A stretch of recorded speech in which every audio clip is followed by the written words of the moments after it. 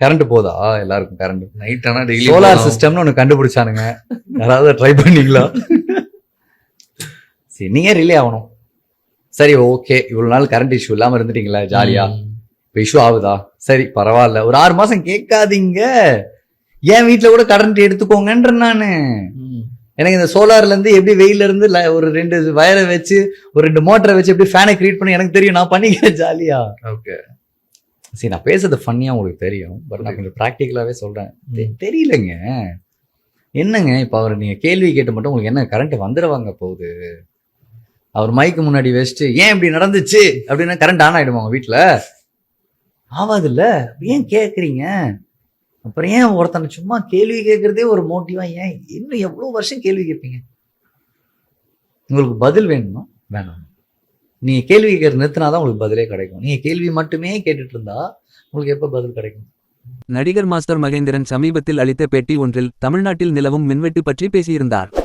அது பெரிய சர்ச்சையை ஏற்படுத்தி அவருக்கு கண்டனங்களையும் வலுக்க செய்தது. அதனையடுத்து அவர் தனது கருத்தை பின்வாங்க வேண்டும் என்றும் கோரிக்கைகள் வலுத்திருக்கின்றன. இந்நிலையில் மாஸ்டர் மகேந்திரனின் விளக்கமும் பலரிடம் கொதிப்பை ஏற்படுத்தியிருக்கிறது. கோலிவுட்டில் குழந்தை நட்சத்திரமாக நடித்து ஃபேமஸ் ஆனவர் மாஸ்டர் மகேந்திரன். ஏகப்பட்ட படங்களில் நடித்த அவர் சிறு வயதிலேயே மற்ற மொழி படங்களிலும் நடித்தார். சூழல் இப்படி இருக்க அவர் வளர்ந்த பிறகு பெரிய அளவில் அவருக்கு வாய்ப்புகள் வருவதில்லை. அவ்வப்போது சில படங்களில் மட்டுமே நடித்தார்.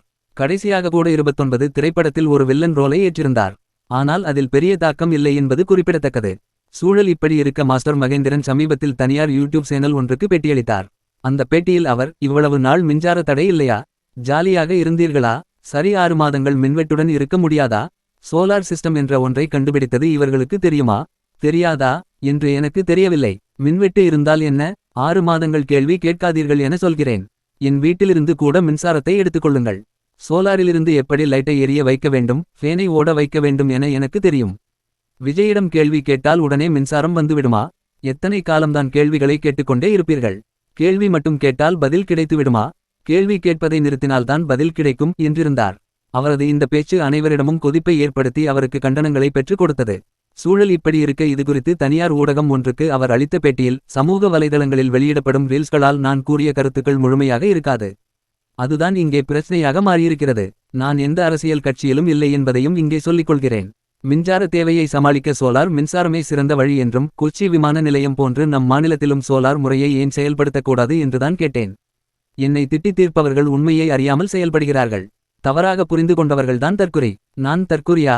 எனது கருத்தில் நான் உறுதியாக இருக்கிறேன் என குறிப்பிட்டிருக்கிறார்.